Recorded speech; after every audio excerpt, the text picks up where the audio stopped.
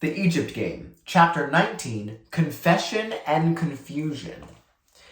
That night, while the Oracle of Thoth in the land of Egypt struggled with the question, where is security, Toby Alvalar struggled with his conscience.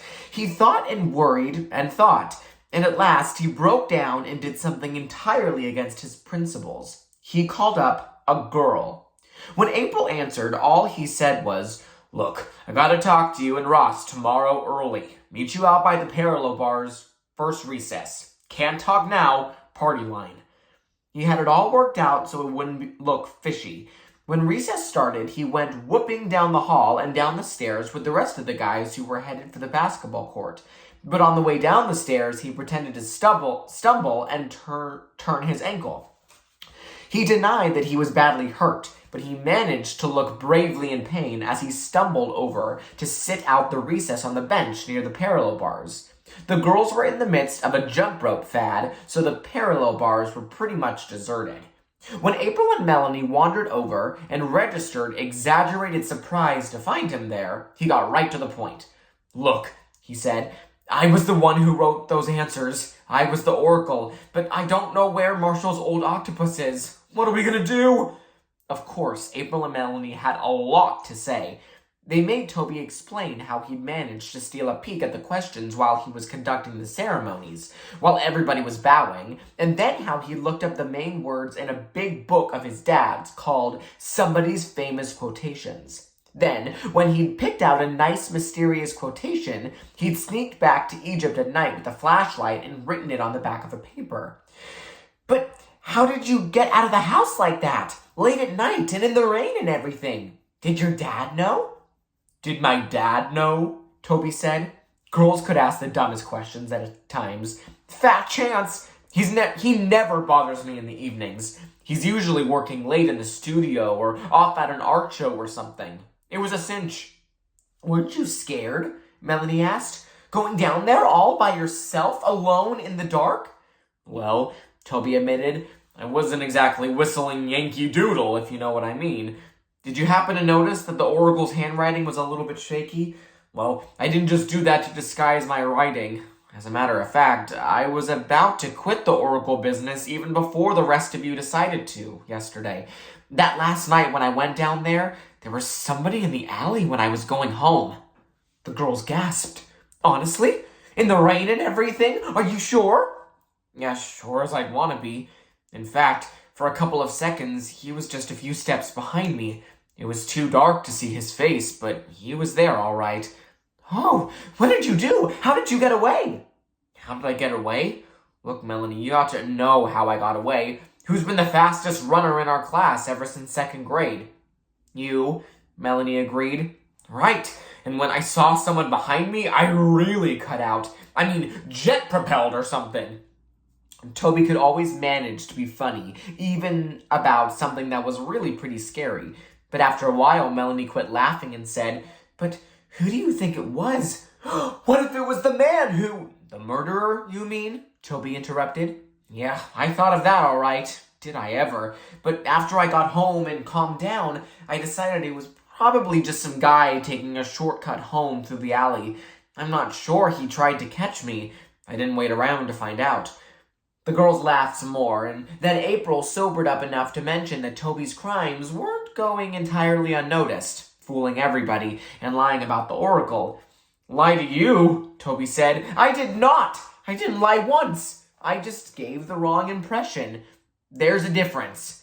Besides, I should think you'd be grateful to me for going to all that trouble just to keep things livened up. My dad says that livening things up is my most outstanding talent. But what I think is, somebody has to do it, or else everything would just lie there and turn to dust." "Okay," Melanie said. "So you really livened up the Oracle. You liven it up so much that Marshall thinks it's going to tell him where security is. What are you going to do about that?" "What am I going to do about that?" Toby said indignantly. "That's what I got you out here to ask you. What are we going to do about Marshall?" "Well," April and Melanie said to each other, only just with a look, not out loud, "wasn't that like a boy? They got things into a mess and then expected a girl to get them out of it." But since Toby was admitting he needed their help, they were willing to give it, and it didn't take them long to decide on a plan. April would conduct the ceremony that afternoon, and she would pretend to read something off the back of the paper. It would say that security had gone on a trip to visit his relatives in Los Angeles, and that he would be home in a few days. Marshall wouldn't be completely happy about it, but at least it would give them a little more time to look for security, or to think of something else. Then, Melanie explained, if we never can find him, at least Marshall will have a few days to get used to the idea, a little at a time. When you lose something like security, it helps if you can do it sort of gradually.